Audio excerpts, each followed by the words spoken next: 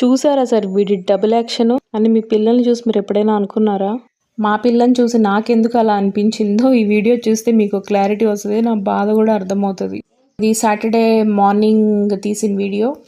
So Saturday ఇంకా civil dress homework pending ఉంటే ఏదో రాసుకుంటుంది. ఇంకా నేను టిఫిన్ ప్రిపేర్ చేసేస్తున్నాను.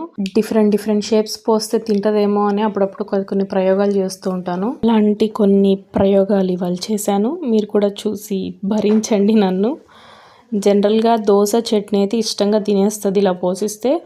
బట్ ఇవాళ తను హోంవర్క్ రాసుకుంటుంది కాబట్టి నేనే తినిపించాను. తినేటప్పుడు టీవీ, హోంవర్క్ రాసేటప్పుడు టీవీ, ఏం చేస్తున్న టీవీ ఆఫ్ కోర్స్. సో తినేసి ఇంకా స్కూల్కి బయలుదేరేసేసింది.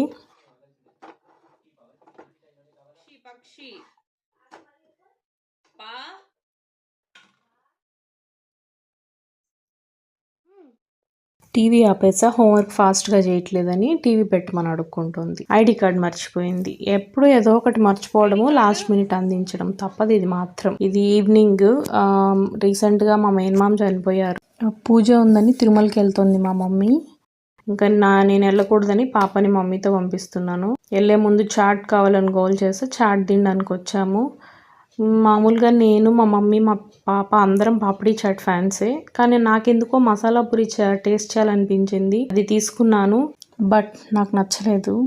అండ్ జంక్ ఫుడ్ అయితే మూతి కాలుతున్నా, మొహం కాలుతున్నా కూడా తింటారు వీళ్ళు. మిసాల పిల్ల పాటకి వైబ్ అవుతుంది.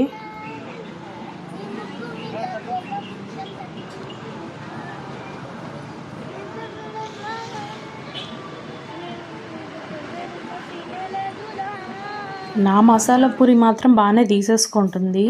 నాకు మసాలా పూరి నచ్చలేదని కొంచెం పాపడీ చాట్ ఇవ్వవే అంటే మాత్రం ఇవ్వలేదు.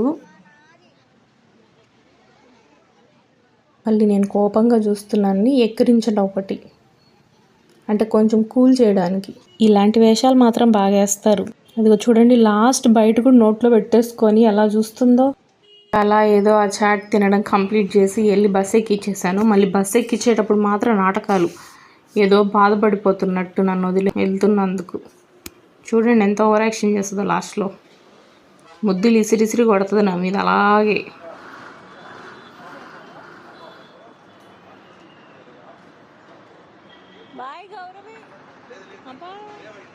చూసారా అండి, వీడి డబుల్ యాక్షను అనే డైలాగ్ గుర్తొచ్చిందండి నాకు. సో ఇది అండి వాళ్ళ blog. Thanks for watching. Bye.